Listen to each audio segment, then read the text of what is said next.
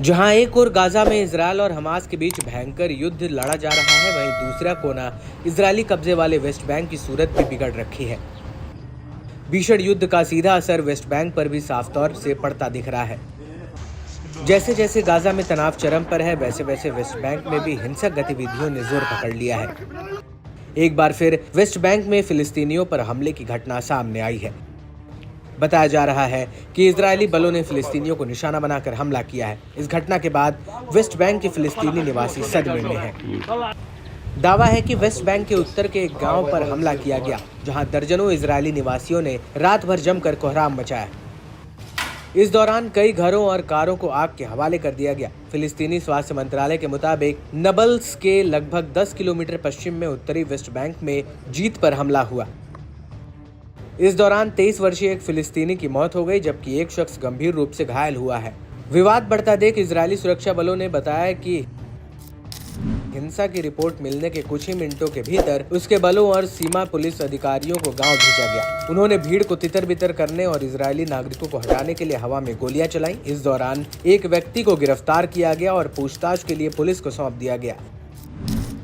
हालांकि आईडीएफ ने फिलिस्तीनी शख्स की मौत पर फिलहाल कोई कमेंट नहीं किया है। सोशल मीडिया पर वायरल फुटेज में घातक हिंसा के बाद कारों और घरों को जलते हुए देखा जा सकता है। दर्जनों नकाबपोश इजरायली सेंट्रल वर्स गांव में घुसे। उन्होंने निवासियों पर गोलियां चलाई, कारों में आग लगा दी, घरों और अन्य संपत्तियों को नष्ट कर दिया। चश्मदीदों ने घटना के बारे में बताया कि हमने बाहर देखा कि 7-8 शायद 10 सेटलर्स जमकर उत्पात मचा रहे थे। 2 कारों में आग लगा दी गई थी। ये सब देखकर बच्चे और महिलाएं डर कर सहम गई थी। कारों में लगी आग को जब बुझाने की कोशिश की गई तो सेटलर्स ने उनके ऊपर पत्थर फेंकना शुरू कर दिया। इस दौरान पत्थरबाजी से कई जख्मी हो गए। शहर के लोग और पड़ोसी हमें बचाने के लिए आगे आए। ये देख सेटलर्स बड़ी संख्या में अपने साथ हथियार भी लहराने लगे और फिर अंधाधुंध फायरिंग शुरू कर दी। खास बात है कि यह हमला वेस्ट बैंक में फिलिस्तीनियों के खिलाफ इजरायली सेना और इजरायली सेटलर्स की हिंसा में इजाफे के बीच हुआ है। यूएन के एक आंकड़े की माने तो गाजा युद्ध के बाद से वेस्ट बैंक में अब तक करीब 600 फिलिस्तीनियों की जान चली गई है। हमास ने कहा कि यह हमला इजरायल की फासीवादी विनाश योजना का हिस्सा था। फिलिस्तीनी विदेश मंत्रालय ने इस हमले को संगठित राज्य आतंकवाद के रूप में निंदा की है।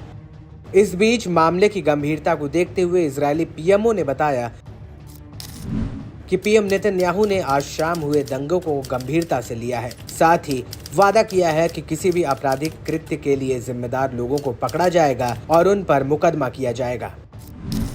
वहीं इजरायल के मुख्य सहयोगी अमेरिका ने भी इस घटना की निंदा की है। अमेरिका ने कहा कि फिलिस्तीनी नागरिकों पर ऐसे हमले अस्वीकार्य हैं और इन्हें रोका जाना चाहिए। उधर फिलिस्तीनी प्राधिकरण की पूर्व प्रवक्ता नूर ओदेह ने बताया कि ऐसे हमले हर रोज होते हैं। इजरायली नेताओं की ओर से होने वाली इस निंदाओं को फिलिस्तीनी जनता की ओर से प्रदर्शनात्मक के तौर पर देखा जाता है, क्योंकि ट्रैक रिकॉर्ड यह है कि जांच कहीं नहीं जाती है, किसी पर मुकदमा नहीं चलाया जाता है, किसी को दोषी नहीं ठहराया जाता है। सेटलर्स अपनी सुरक्षा के लिए सरकार के पूरे समर्थन पर भरोसे करते हैं।